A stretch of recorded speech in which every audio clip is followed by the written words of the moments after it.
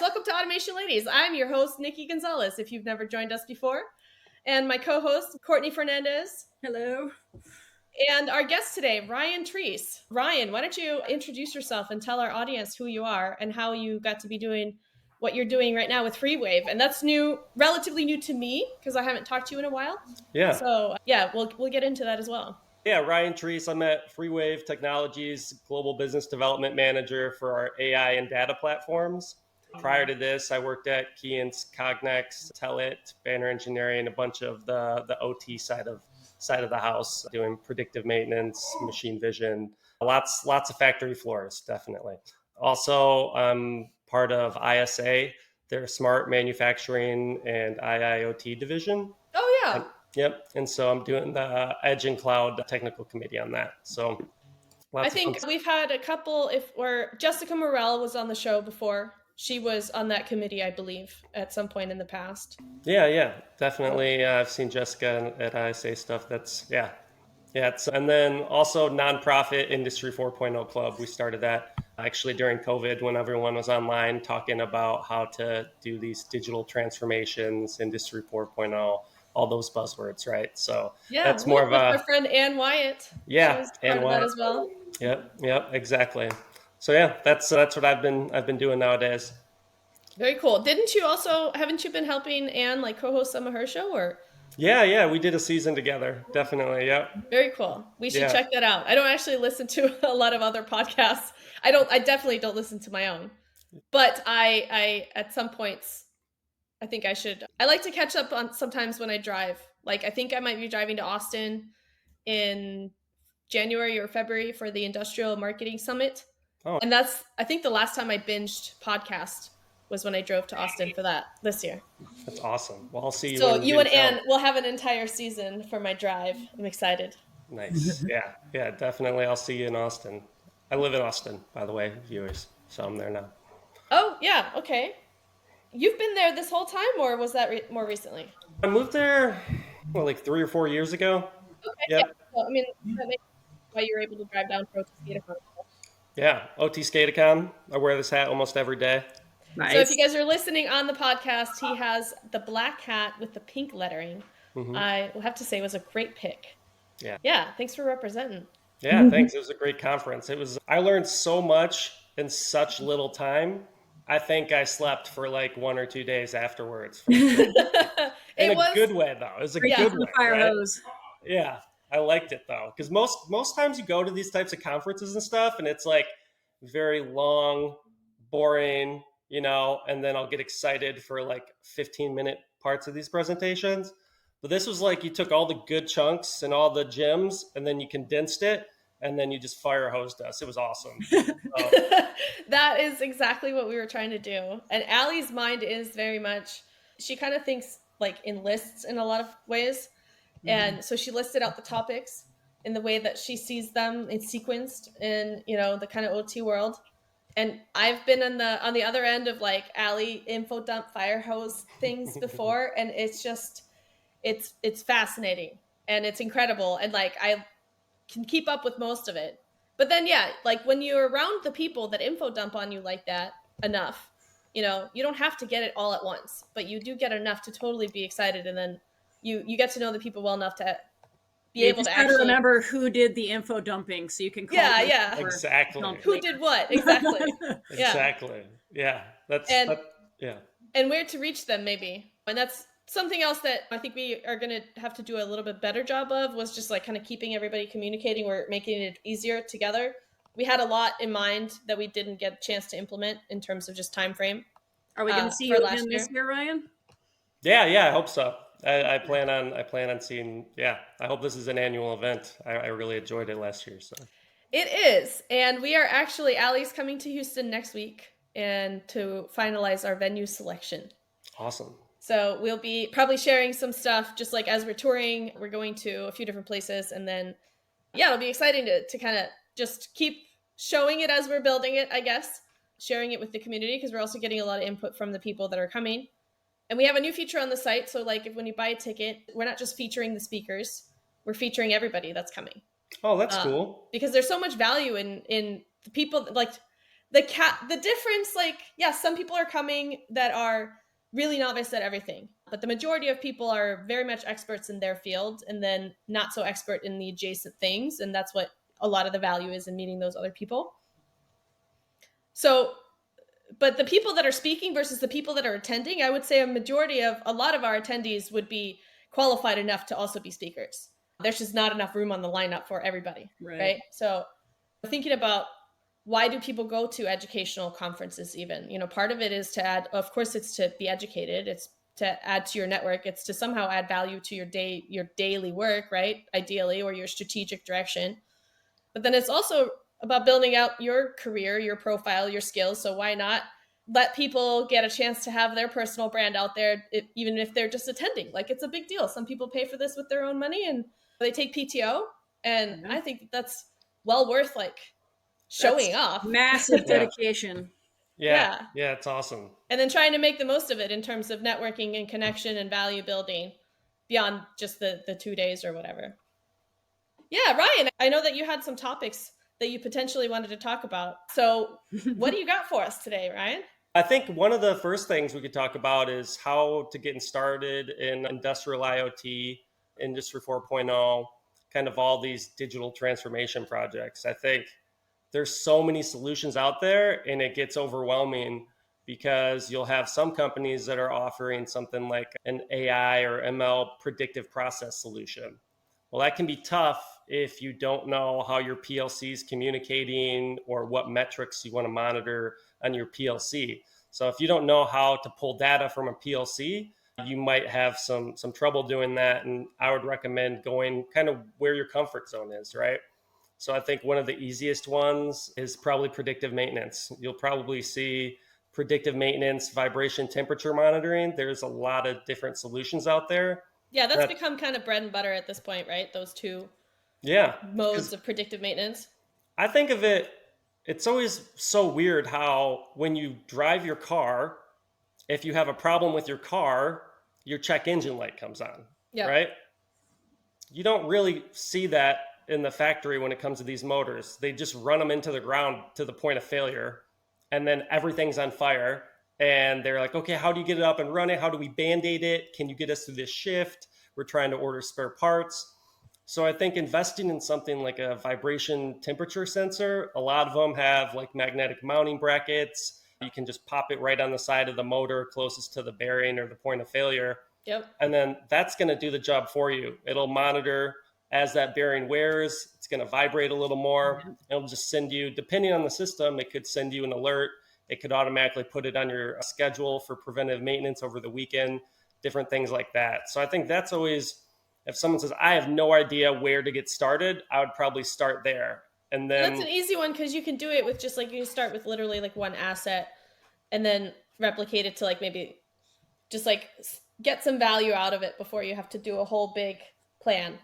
Yeah, exactly. It doesn't take any coding experience, anything like that, right? So a lot of solutions will have some sort of dashboard that you can view data in. So you're not having to, build up this kind of logic. So a lot of the more comprehensive solutions are, okay, you have to inventory. If you're doing the whole line, a lot of times in the US, you're going to source by the lowest bidder for the project.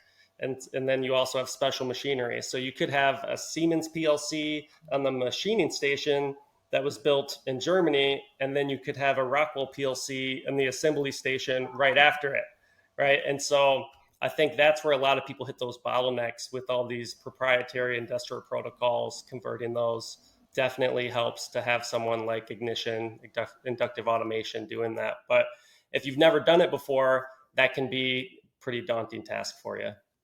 Hey, I want to take a quick break from today's episode to mention our sponsor, Automate.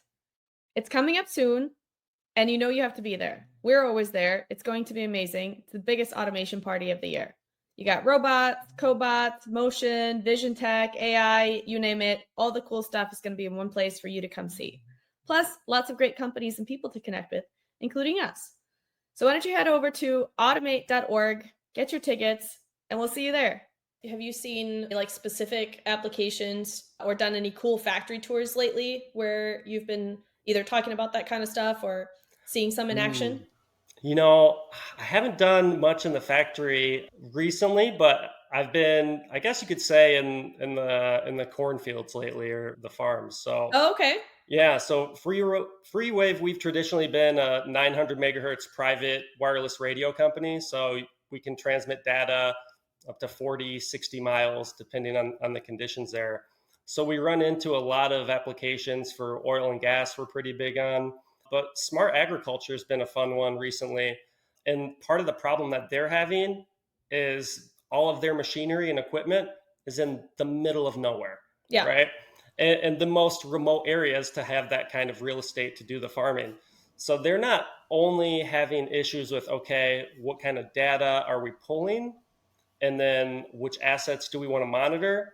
They're trying to think, how do we even get that back to our cloud? Because there's no cell tower connectivity.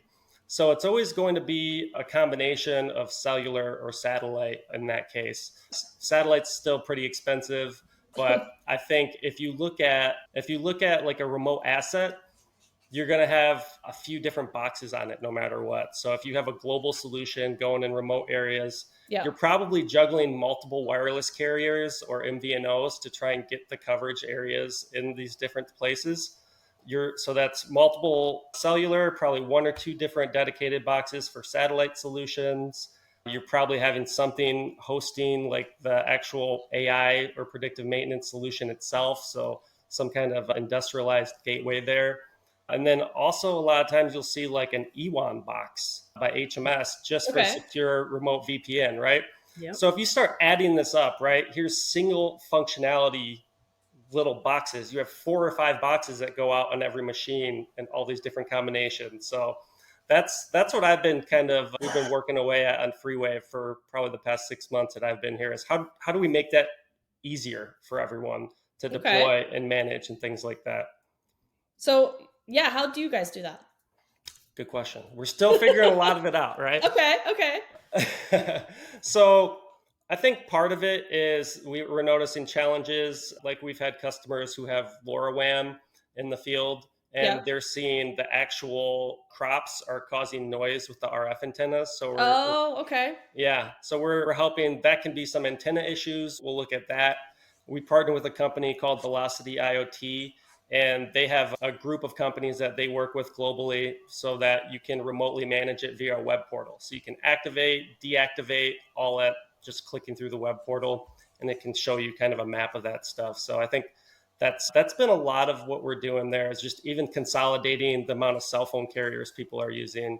And then on the satellite side, we've worked with Viasat, and we'll actually take like a Modbus based sensor, or we'll convert like an analog sensor to Modbus and connect directly to the satellite terminal. So you're not having to have that piece of IO in between like a PLC, or we're removing the cost there. So we're really trying to consolidate how many boxes you have to buy, manage, and deploy out there. Yeah, that seems like a good move. And I'm assuming that there's a pretty decent market for that, because I've actually been, my first job as an intern for my dad's company was when I was in middle school. My very first summer was to take the the spec sheets of a satellite receiver for Inmarsat, and my dad's GPRS box and controller that he had built for his system. So it was a dual GPRS and satellite system that for tracking trucks and boats and barges and things like that. So it was called mobile resource management at that time. Yeah. And he would stick those on whatever, the trucks mostly, because a lot of, you don't have cell coverage. It's definitely not reliable. You're going to lose your assets and have no idea what's going on with them. And then you start pinging those satellites. But the satellite receiver was like, it was a hefty thing. I'm sure they're a lot smaller now, but still you end up with a lot of hardware. Yeah. And that stuff's been around, installed now for a long time. So people that were, I don't know, you would call it maybe early adopters of these things, right? But they've been using them for like 10, 15 years. They have a lot of this legacy equipment, and it works, but it doesn't have to be that complicated. I was just thinking of like Elon Musk's rocket, like how it's I was actually just thinking, is anybody doing this with the Starlink satellites that you know of? I'm just curious about that getting cheaper, more accessible with Starlink being a thing now. I've been tweeting Elon. It's funny you say that. Like the past week, I see Elon tweeting about all the Starlink. And I'm like, hey, if you need someone on the industrial side, we're doing stuff with satellite and remote assets. I haven't gotten a response, but I don't. Yeah, I'm not seeing Starlink. I think they're more consumer focused and high speed remote access for enabling different countries and communities that are missing, which I think still you definitely need. But yeah, I think everything nowadays, if you looked at 5 years ago, companies with the ability to remote VPN even into equipment, it was pretty scarce. Yep. So I sold machinery for a company called CrossMafI for a few years, and our service department operated by customer calls Ryan, the salesperson, angry that production's down. Ryan apologizes a bunch of time, hangs up the phone, calls my service manager, begs him to get a body on a plane and fly them out there. Right. And that's, I mean, you're looking at a last minute plane ticket, you're looking at hotel, you're looking at hourly for that person or per day. Right. And that's not a great way to operate a business model, as opposed to, okay, here, let me pull my laptop out, remote in, look at the PLC registers, diagnose.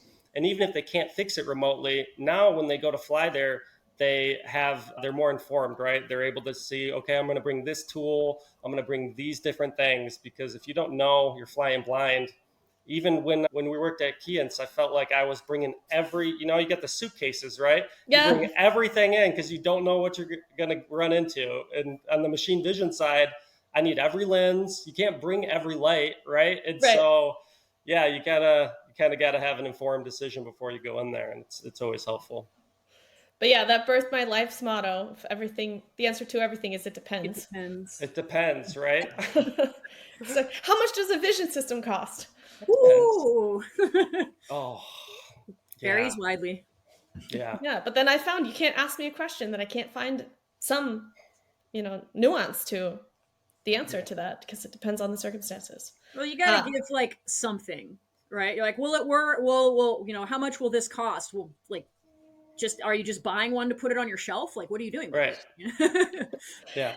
And part of me is like, well, I'm one of those people that I love, price transparency. I don't want to have to go through talking to 5 different people to get a price to buy something, and it's not like, so I guess it's conflicting in that sense, but doesn't mean that you can't like have some ideas, and some things are just concrete and other things are not, for sure. Yeah. So yeah, Starlink is up and coming. I think they're doing a great job in remote areas, but they are really focused on that consumer. And I know like there's a lot of things that are different between IoT type connectivity that you need, the type of messaging, frequencies and amounts and things like that between like consumer and commercial use. Well, my question was actually more on the reliability of the connection, because there's some customers that are like, this cannot go down.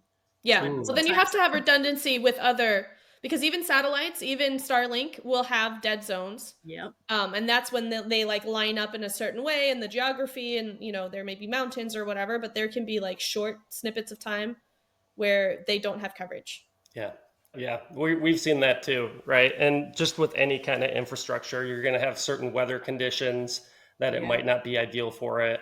And so that combination is they have gateways now actually with cellular and satellite built into it.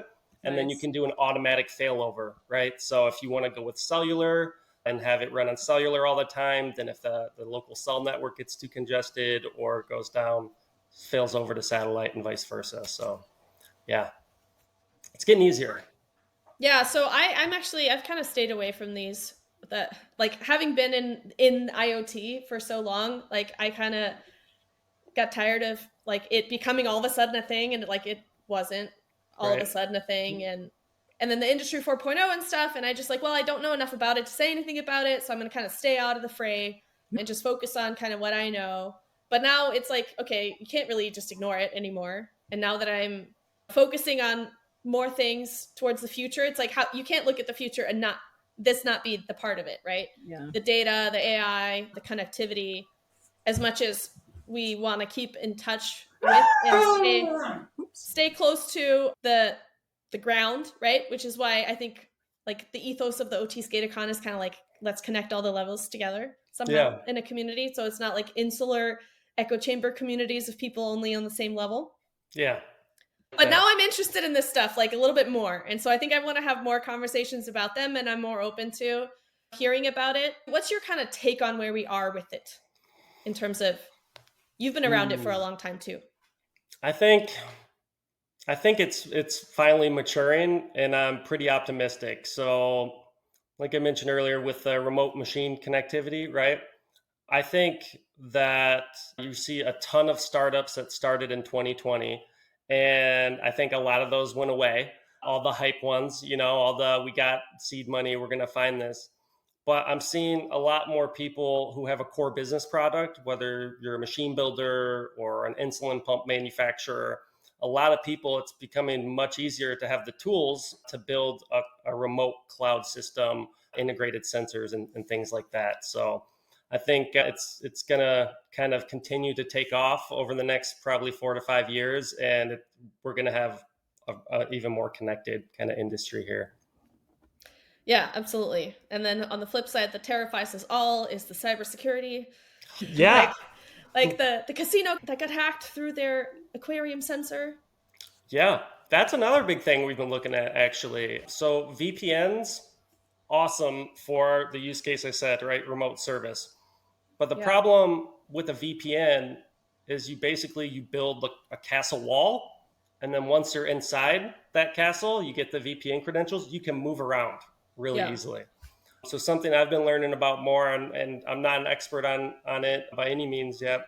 Zero trust architecture is Yep. something that I've been learning a lot about, and that gives you what they call least privileged access, I think it is. So basically, you have no permissions, right? So you can't even see the assets when you're on the network with zero trust. You can't scan, you can't port scan, you can't do anything like that. So it's a software solution that verifies the transactions and interconnectivity once you're on the network still. And so I think that is going to be huge, actually. The DoD has, I think, is that mandate, actually. They gave some reference architecture and things like that. There's documentation online. But yeah, because you'll see them go in through a legacy sensor or something that people probably forgot about, right? Like you said, an aquarium sensor.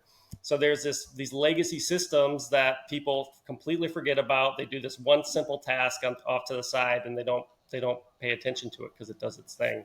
And I think that's the biggest vulnerability in these places. Yeah, I've been trying to think like whether, because like there's a lot of attack vectors that are just not even about the technology either. So it's kind of like a lose-lose or situation. Like you just got to move on with it because you're not going to stay safe by not connecting, anything. But at the same time, you have to figure out how to do it and minimize your risk because Right. there's just always going to be that risk. So like, don't assume that you can be safe. So have all of your, to quote badly our cybersecurity speaker Ashley Van Hosen, there are two types of companies: ones that have been hacked or ones that will get hacked. So you better have an OT specific incident response plan to make sure that you know what you're going to do when it does happen, and not just from a your finance and accounting and your operations standpoint or your other stuff, but like your OT stuff. So how do you keep your line running? Okay, so we have some questions from the audience. This is cool. Lou asks, where can you find success stories or example of where Industry 4.0 has shown value other than the obvious Google search? Yeah. Any suggestions? Google's too good. How am I supposed to How are you going to outdo get better Google? than Google? How am I going to outdo Google? Lou, you're setting me up for failure, man. It's good to see you. I think it's going to be if you want something outside of predictive maintenance, process predictive, things like that, it's really going to be tailored to your business model and your process. I've gone into tons of automotive factories, and someone making a front bumper on this assembly line is making it completely different than maybe the plant next door, right? So I think the key thing is understanding what kind of those metrics are important to your individual process, and then finding a way to just monitor those and provide that actionable item there. So it's tough to outdo Google, but if there's a lot of it is just monitoring data points and then sending alerts and automating that part of it. Yeah, that's a good question though. I think, we've been talking about this a lot lately in a lot of different like conversations that I've had. It's just really challenging to get case studies in our industry because so much stuff is under NDA and every company considers what they're doing a competitive advantage. And so like us as solution, and I say us, like right now I identify myself as a systems integrator with PCE, but yeah, it's hard to be able to talk about what we do while not sharing too much, while making, useful information for other people. Like it's a real challenge.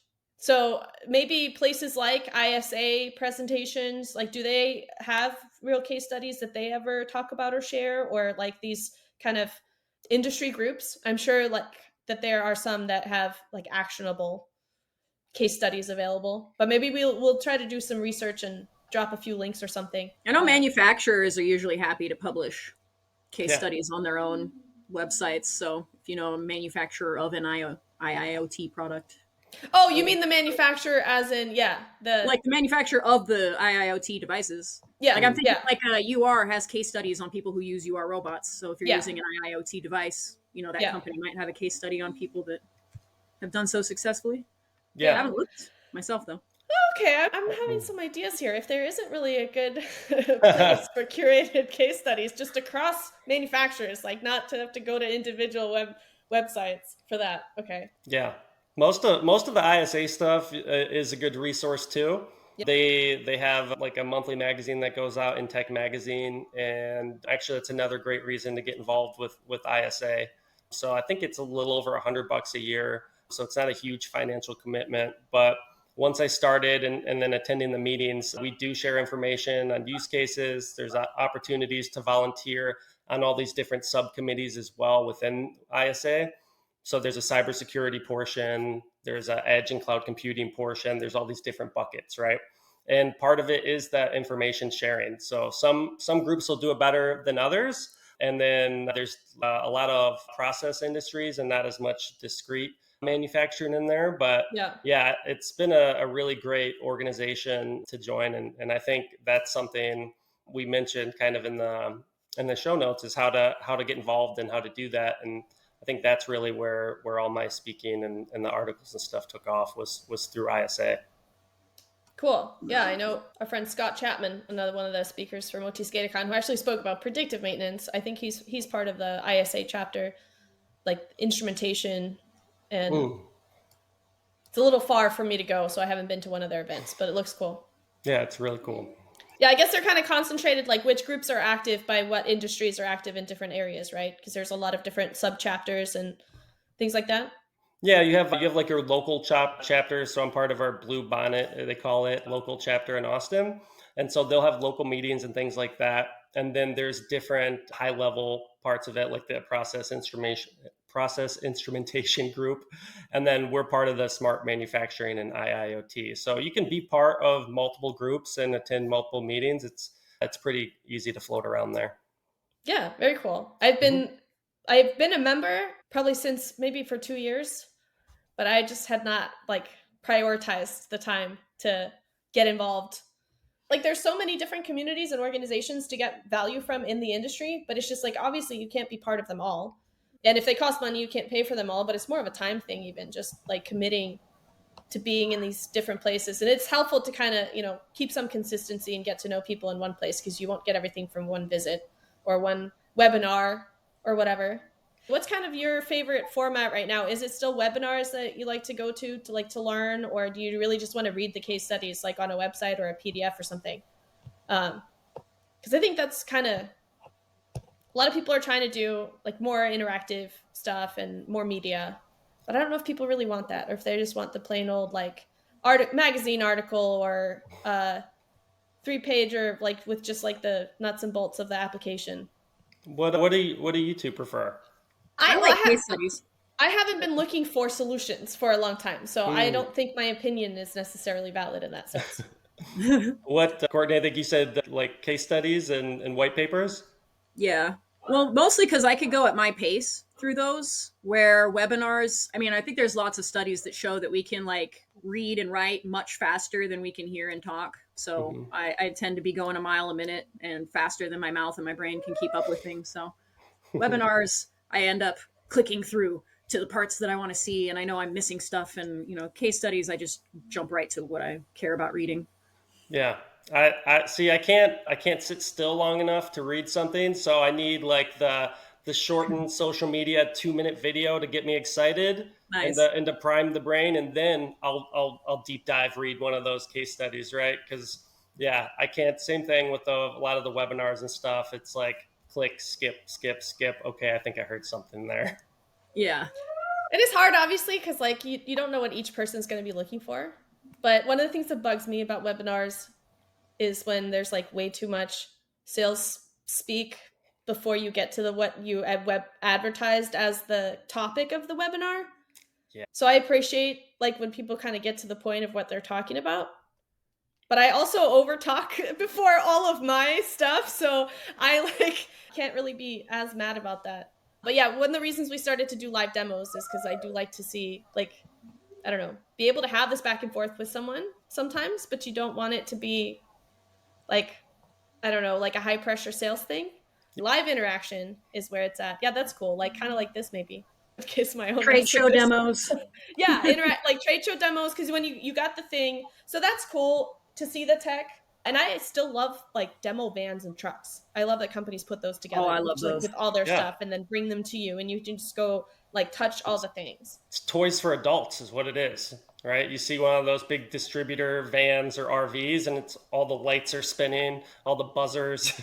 Yeah, that's cool for certain things, right? But for the actual like case studies, like let me see how someone else got value out of this and if it's something that I could potentially replicate. Because as much as it is cool that things spin and they have lights and buttons and stuff, if you don't get an ROI out of that, then you've just spent money on a lot of shiny, flashy things. Well, that's why I like proof of concepts and case studies, because people are very likely to look at something and go, hey, my part is that, or my part looks like that. And if you see it being, happening, you're like, it can happen. I can actually spend money and get a result. Yeah. Oh, back in our Keyence days, Ryan, we had those catalogs with sample applications and it would show the little pictures of like the process on the line, which was super cool. Yeah. In your territory, did you ever actually see those applications? Never. Okay, not me neither. They had, well, you were West Coast, weren't you? Yeah. And so I always had something that I had to basically like write a white paper on because the only people that came to me were like, well, I tried this with everything else and it didn't work. Can you do it? And it was sometimes, it was real hit or miss whether it was even possible at the time with machine vision. And like, of course, the catalog was like, nobody ever brought you their 80%er. They always brought you their really messed up 20%er. Yes. Like, yes. This is like, oh, the O-ring inspection. Yeah, that looks really straightforward. And I'm like, wait, nobody in my territory makes O-rings. And if they did, they probably are already inspecting them with something else. Right.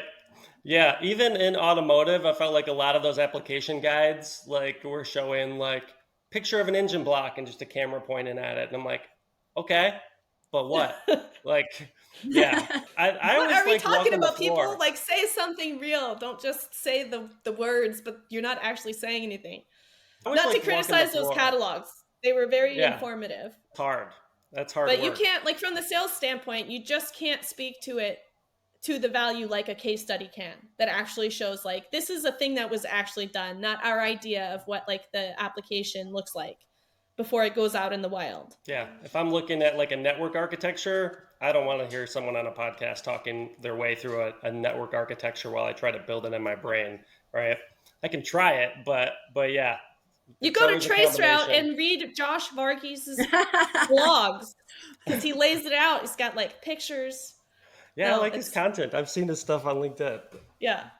But yeah, there's different forms of content for different things. So the answer to that is it depends. Oh, we've got a made by an application engineer too, because some of the companies have applications engineers dedicating like 20% of their time to making videos or white paper docs on how to use things. But that's a great practice, and I think all of them should do that. Like, you need to go update your YouTube videos. I have rescued myself on multiple projects with a 5-year-old YouTube video with an applications engineer that's not even with the company anymore. But, that kind of video has rescued me. And I honestly, and I think brands have short sold the value of that type of content because it is evergreen. If you can think about anything that, it's not going to be flashy and get millions of views when it comes out. It's just going to be one of those like handy, sturdy things that, like people that used to look in the manual, now people Google and YouTube, and it's like you want them to find a how-to or this, thing for your, even if it's like, a couple models old. But again, ideally you keep it up to date and you produce fresh, as often as you decide that you need to upgrade your product, you should decide to try to upgrade some of this material. Yeah, the menus have moved around since this video, but the option is still there somewhere. Right. Yeah, exactly. I think a lot of people want to do it themselves, right? They don't want to go through the support. They don't want to do this back and forth. They don't want to go through this troubleshooting tree with someone. Yeah, they'd rather look at a YouTube video, skip to where it is, and then watch, okay, they clicked there, there, and there. Where are those menu buttons on my screen now? I always appreciate why that. is mine gray? That's always my favorite. Yeah, I really want to encourage. Gray. How come his isn't gray? All the engineers out there, that if you've ever felt the itch at all to produce something that would be valuable to other people on a mass scale, rather than just one-to-one with your customers, which is, I know where you're comfortable and you provide so much value to those customers or your sales folks or your internal customers, right? That it would just like, it would be so cool for the industry to get that one-on-one value out to the rest of us, even if we weren't so lucky as to meet you face to face and get your help. It is actually something that back 3 jobs ago, I was trying to get people to do as a salesperson, because I wanted to not have to bother a sales engineer and get their time and get something booked just to get a quick question answered that I knew that they had already answered for someone else before by showing them how to do it in the software, right? But I understand it's it took me a really long time to feel comfortable doing this. So not everybody wants to be out there, but dude, just don't even worry about it. So Ryan, when we first talked or reconnected after finding each other on LinkedIn and realizing that, we had worked together at Keyence, you had a journey. We connected on a lot of things. And I think our friend Jim Mayer with the Manufacturing Culture podcast may or may not have been brought up, because I think we both had conversations with him as well. How is your career progressing as you see it, in terms of the company culture and the growth, your maturity in your career? Are you seeing big changes or?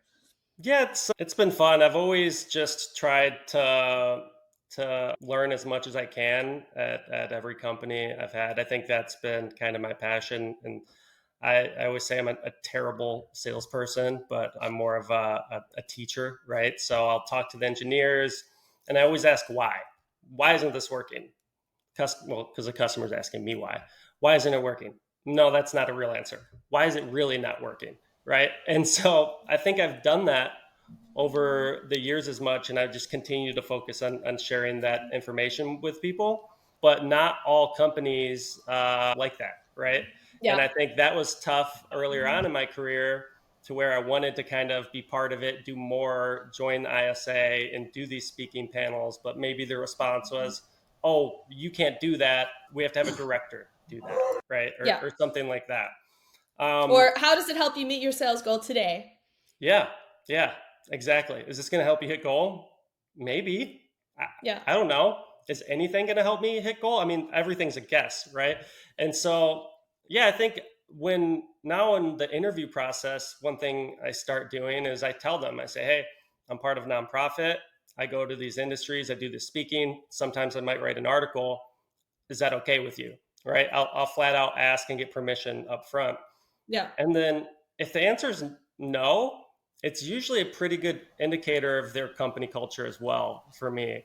I don't do well in very strict command and control, don't ask questions, right? I like to know, okay, maybe if there's an internal process that's not optimized, how can we fix this, right?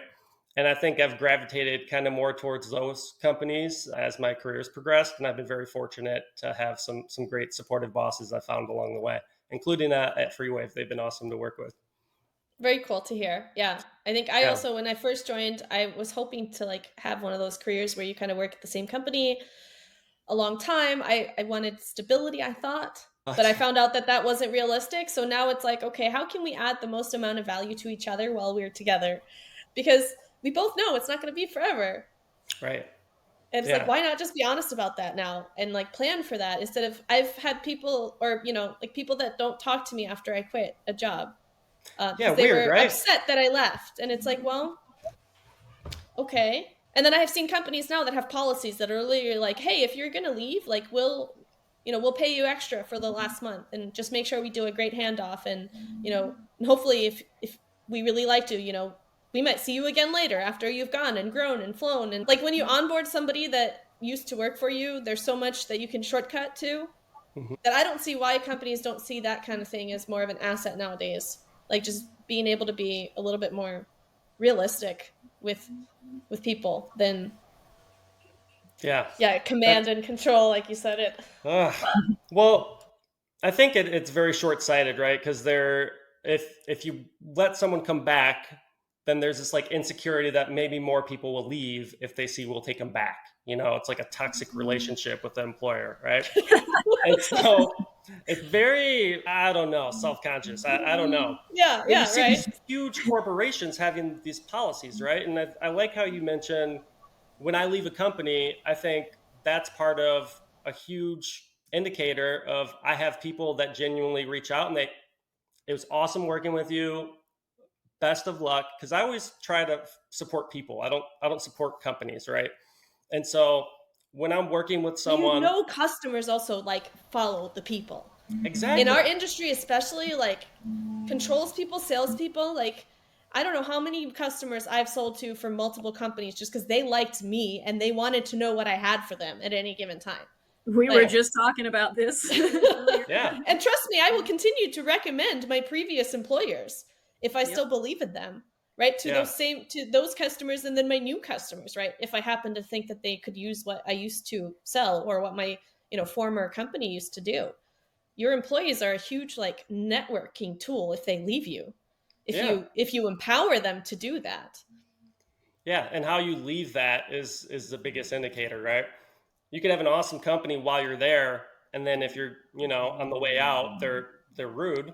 That can kill. You're going to have more conversations openly about that company, and it's going to be viewed as less biased than the people who are currently working there, and their livelihood depends on the reputation of the company. And I don't absolutely. I don't think that gets said enough. But I think that's another thing as you progress through your career is you kind of find those people who support you. And I think I read something or heard something, and it's something along the lines of like, keep people in your network who will bring your name up in a room full of opportunities, right? Yes. And I always like finding specialists, for each of these different things in my network. And I almost always, if I run into a problem, like, you know what? Not me, but I have someone. You need to call her. You need to call him, right? Whoever that may be. But I also noticed a lot of people aren't doing that, right? It was almost always a one-way street. Or I would do that, and then I would hear like weird feedback from the customer or something, right? And so I think finding those people that you trust, that one, they know what they're doing, they're an honest salesperson, they're genuinely going to be there to help. When things get tough, they're going to go to the plant at 7:00 at night and sit there on the line and make sure it works and stand with them. Finding those type of people, and then making sure that, I don't know, you have the right network that you keep there. But that's tough because it's just learned over time and experience, right? Yeah. So shout out to Caitlin Young and Brett Young in Kansas City. They are the people you want to call if you ever have anything down in the middle of the night. They will come. They will be there. That has been vetted and verified by our network. We were just recording with Caitlin earlier, and like this literally came up. So I thought, really, we are, and now here we are in a room potentially full of opportunity. If anybody hears from Kansas City, we will personally vouch for them. So, and it's super important to be able to know good people, because you're right. Just any referral isn't just like, it could be a disaster if you refer people to someone that isn't going to be trustworthy or whatever. So it's important to kind of have a really good network of people you can trust around you. And in this industry, I think reputations do precede a lot of people, but it's hard because it's kind of siloed, right? We have these siloed networks.